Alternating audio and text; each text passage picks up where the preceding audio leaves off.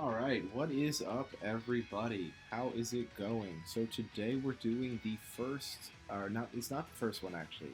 Today is the second ever live review on Twitch. Just like normal, we're gonna do a quick, audio check and all that if my stream will catch on. And if you can't tell, we're gonna be doing a live review of Pokemon Sword and Shield. Hopefully, I can get some audio going here. Just bear with me for 1 second.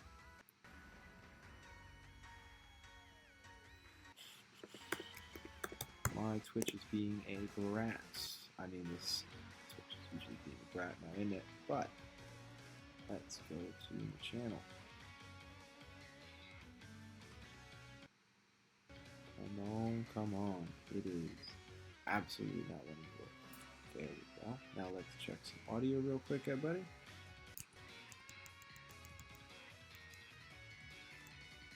All right, great, awesome. Okay, cool. So today we're reviewing Pokemon Sword and Shield. Now, as you guys know, I did one stream of this, and I went on to beat it after that stream. So, Pokemon Sword and Shield was released on November 15th this year, 2019. It was released for the Switch.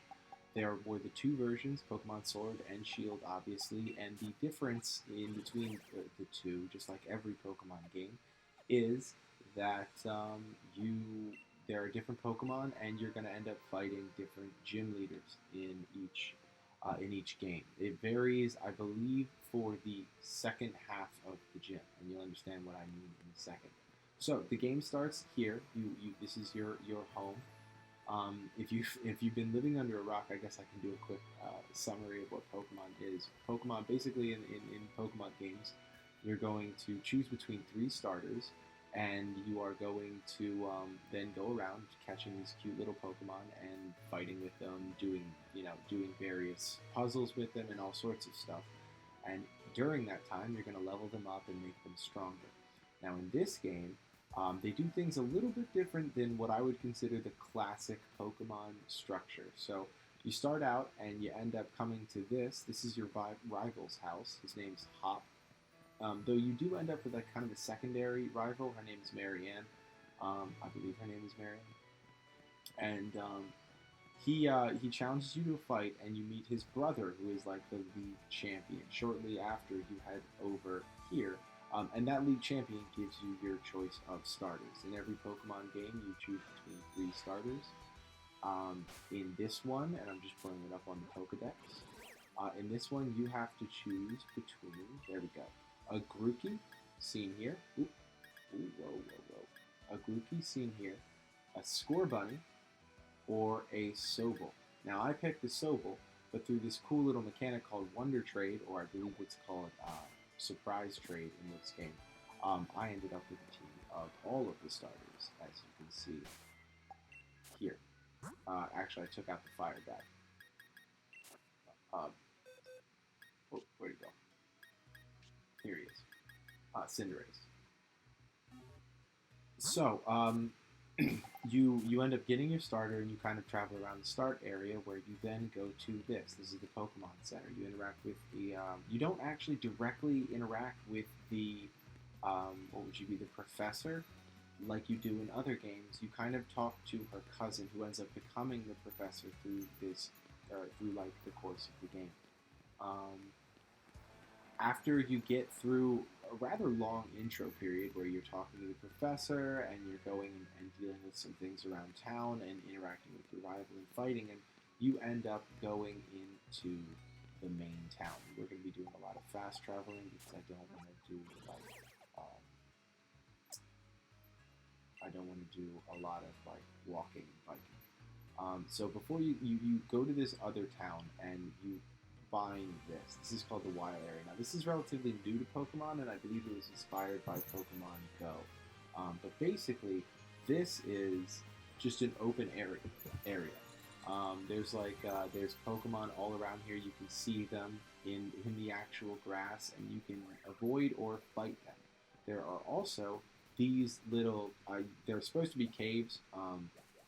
but they give you watts or energy. And the ones that have, you see that red, those red things, those are like giant monsters that you can fight. Actually, we're going to connect to the internet here so I can show you some other mechanics. Now, you travel through this area, and it's kind of like some of the other routes that you would have in the previous games that allow you to train your Pokemon by fighting random Pokemon, or to fight these battles, these red battles. They're called Dynamax battles. I connected to the internet, so you'll be able to see some other trainers kind of zipping around here. But on top of random grass battles, while you're in the wildland, you'll have stronger Pokemon, seen there, pop up. Now, again, for me, that's not really a strong Pokemon, right, because I've beaten the game. But you can see secondary and even third evolutions sometimes will show up in the wildlands, and you can fight and catch them. Mind you, just like in other Pokemon games, like you do have limits in terms of leveling, so you need to get your first badge, second badge to train level 20, and so on and so forth. But beyond that, it is pretty cut and dry, like of a Pokemon game. You're going to go through, you're going to catch a team of 6, and you're going to battle through 8 gyms. Once you beat those 8 gyms, you're going to fight what is essentially the Elite 4, and this is another place where it kind of deviates from your standard Pokemon. Ooh, look, it's a Weezing. I actually haven't caught one of them, so we'll do this. But so you instead of the Elite Four, like the classic Elite Four, you fight through a championship, and the winner of that championship gets to fight the champion, who, like I mentioned before, is Hop's brother. So when you beat everybody there, so it's like Hop. Obviously, you fight your rival, you fight your other rival, Marianne, and then you fight a bunch of trainers. If you beat all of them, then you end up, let's use Flamethrower. Then you end up fighting the champion and winning, and that gives you that is the same as beating the Elite Four. You become the champion of the world or of the region. And then after that, the late game is kind of interesting. So you're given this Charizard that you see me using right now. You're given the ultimate Pokemon, the Sword or Shield, respective of your game. And then you also get, and this is kind of at the end, but you also get a oh no, he's probably gonna die. You also get an ultimate that I'll show you. It's a Dragon type. Holy cow! Well, he fainted my Charizard. But as you can see, the Pokemon battles are largely the same, and the game itself is really just a polished, more pretty version of the previous games. I mean, they deviate from the standard formula a little bit, and they add, I guess, what I would call a late game. Which I'll get into in a second as well. But it is honestly, it is a wonderful Pokemon game, and I only have a few gripes that I'm going to save for the end. Now, what I did mention was the late game. They give you this place, or you unlock this place called the Battle Tower. It's all the way up here, so this is the whole map. It's very hard to scroll slowly.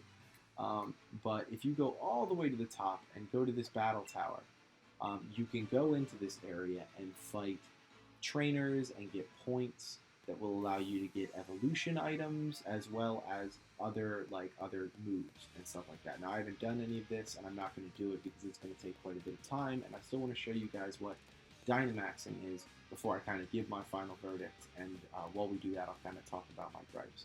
But you can see here, this is the tower. You go in there and you fight, and all of these people here are vendors.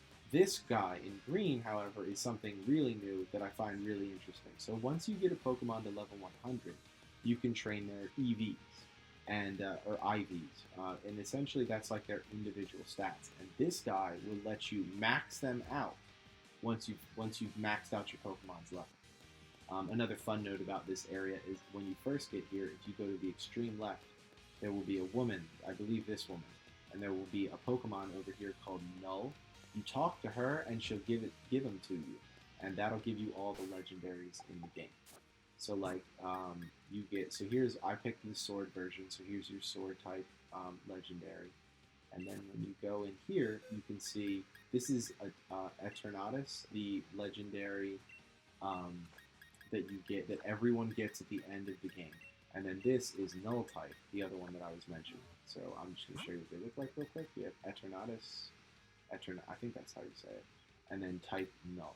And those are all of the legendaries presently available, with the exception of Mew. But the only way to get Mew is to go ahead and buy a Pokemon Plus Pokeball, like a brand new one, if you already have one, and then like register it. And once you do that, you'll get Mew, or a chance to catch Mew.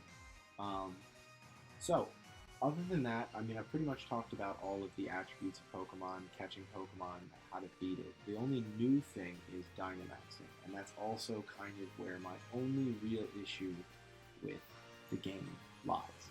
Now, I will say, don't get me wrong, it's not a deal breaker by any stretch of the imagination, right? This is a wonderful game through and through. It's awesome. But Dynamaxing, and specifically the way that they work multiplayer, is poorly done. I mean, the like when you actually get in the battle, it works out fine and it's interesting. And we'll see. Hopefully, this is a doable one. Let's see if we can't find other people. But so herein lies the issue. So this is the matchmaking system for Dynamaxing. Unless you have local players, or you have friends that are on that happen to be in your server, because I've tried to do this, and you can check my previous stream. I tried to meet up with a friend in game and play with them, and we just couldn't do it. So unless you get lucky and you find someone, you end up in these situations where you're fighting a Pokemon that, just to use Pokemon Go terminology, is like a 5-star raid, and you're using simple Pokemon in the low. Like, nobody seems to be wanting to fight this guy, right? And it's all about getting around and watching you see these little stamps? Like, if you can watch them or search for them to see if people are doing anything, like max raid battles, right? But if nobody's doing them, then you can't. There's nothing to be done. You can't. You're not going to be able to do the raid that you want to get done. You're going to be in a situation where you're either going to lose, or you're going to have to wait around, kind of hoping somebody wants to do the same. Ooh, raid is here. And that it's just kind of a crappy situation to be in, because obviously you just want to fight it and keep going.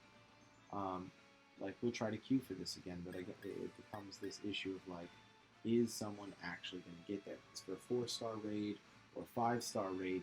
Even with very strong Pokemon, you're gonna need at least 1 or 2 other people. The game will autofill with other Pokemon trainers for you, but they're not good. They always pick Pokemon that are weak. So that's a Psychic type, right? They'll pick a Psychic Flying. They'll pick I don't know, a Ghost or whatever it would be weak to, and just be yeah, that'll work, and end up getting murked. And you can only have your Pokemon die 4 times total before you get booted from the raid, in its entirety. So here's a fighting raid. It's a level 4. These raids do kind of level with you, and the cool thing with them is you are allowed to go through and pick any Pokemon you have. So this is a fighting type. I might want to use a Psychic, and I have a Gallade here.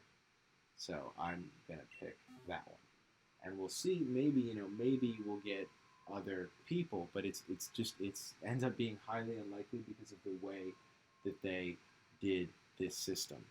The way that they organized multiplayer just isn't well done, as you can see. I mean, you end up sitting there, even though there were a bunch of other players around me that were looking for fights or looking for max raid battles. None of them are queuing it. So again, this is unfortunately one we're going to have to leave. And the thing that sucks is this is a big part of Endgame, and it really detracts, I guess, from the game as a whole when its Endgame isn't ironed out. I guess it just doesn't feel fully realized. But it's a small blip. You know what I mean? Because again, going back to what I was saying, the game itself is wonderful. It's got a lot of cool mechanics. You can trade with people randomly. Like you could do a surprise trade and just like send somebody something. That's another mechanic. That's what I mentioned with wonder trading. I'm not going to do that right now. But like even here, here's a perfect example. Let's say I wanted to take on this Quagsire raid and I wanted to join them. It's highly unlikely that I'll get through. See, now that I say that, like, I got through. See, maybe they've released a patch, but normally it doesn't happen. You know what I mean? Normally I've had issues getting any kind of connection. So it looks like Quagsire. It looks like they may have actually fixed the issue. Which, like I said, if that's my only issue, then hey, you know, we're good. It seems like it may have been. I don't want to talk out of turn, but if they do solve that problem, then the game itself is it's golden. You know, so I'm just gonna sit in here with this guy. And what you do, it's cool that I get to show you this. I was actually getting a little worried, but you'll wait here for someone to, you know, for a bunch of people to join, and then you can connect in, and eventually he will say he's ready to battle, and we'll start. We'll fight this Dynamax Pokemon, which it'll be like a huge version of it, and then if we win, you get a chance to catch it. So hopefully, I'll show you that, and then we'll be pretty much good. Um, like I said, it looks like they may have fixed my only problem. My biggest issue is that, you know, you can't find groups of players to do Dynamax battles, and that problem kind of prevails in the late game. Assuming that that's finished, this game is a 10 out of 10 like must-own Switch title. It's classic Pokemon with upgraded graphics. The story is good. It's nothing to write home about, but it's not bad. It's the classic Pokemon story. You know what I mean? And the way that they streamlined a lot of the leveling and added different fighting, like these Dynamax battles and different challenges with the gym, has made it a real joy to play. I mean, I beat the game in a week, I believe, and it just really was around time. You know, I needed to have time for work and all this other kind of stuff. So we'll jump into this Dynamax battle here in 10 seconds, and we'll show you what this is about. Kind of one of the coolest mechanics, and also the most frustrating. So like, it's a cool thing to be able to make your Pokemon super big and fight these huge Pokemon, but it's also frustrating to match them. And you can see what I mean. Like, look at these big boys. It's such an interesting thing to add to the game. It's almost like their response to raids. And your Pokemon also can Dynamax. I think that's important to mention.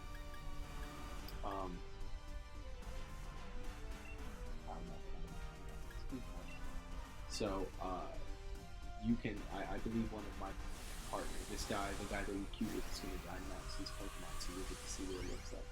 But, you can Dynamax your own Pokemon to fight against these, and in Pokemon battles, it's highly recommended to Dynamax, because, like, be real with you, if you don't, you're gonna die. Most Pokemon trainers, or trainers, gym leaders, with the exception of one, Dynamax their Pokemon. So you got to get used to it. It's like the Mega Evolutions for the Alolan region and some of the older ones. This, however, so I guess it's kind of cool that you see how we've got shields. That starts at 3 stars. So for the first 2 levels, you're good. You don't even have to worry about like them getting a shield. You can just choose the right type and gain a lot of experience, or candies that give you experience. Not rare candies, but candies, through fighting a bunch of Dynamax raids. In fact, it's kind of a way to raise lower level Pokemon quickly, right? So like the Charizard you saw that was level 50, I raised it using items that I got from Dynamax Pokemon. So if you beat them, you get, like, depending on the level, you'll get so many candies of a various size that give you different experience levels, and you'll get some moves, and then maybe like you might get to actually catch the Pokemon. Now, I didn't have any issues catching until like level 3 or higher, so we'll see how this goes. But we just beat it. Like I said, It's gonna drop down, and then we are going to catch it. We're gonna use let's use an Ultra Ball on it, and you get to make the Pokeball like super big and throw it at the Quagsire or whatever Pokemon you catch it. And sometimes you can get really crazy Pokemon. Sometimes you end up with really simple ones. It just depends on the star level, right? So if you have like a 1 star, don't expect the second or third evolution. But if you have like a 3, 4, 5 star, you can expect a very strong, tough fight of a Pokemon. But you get the opportunity to catch it, like we did with this Quagsire, and you can see what I mean. So these dish out experience. This levels up your Dynamax level, which is what you saw that guy getting big, and it just gives you more health or strength in Dynamax. And then there's the rare candies and items. So you catch it. These are usually pretty strong Pokemon. I've never caught a Quagsire like that. I'm not a big nickname person, and send him to a box. And that's pretty much it. All in all, if you have a Switch, you should really own Pokemon. It's a pretty easy play. It's a lot of fun, and honestly, you're missing out if you haven't gotten to play through it. So go out and buy it right now. It's $60 at your local GameStop. You might be able to ask for it for Christmas or or whatever holiday you celebrate. Even if you have a birthday coming up, it's definitely something to own for the Switch.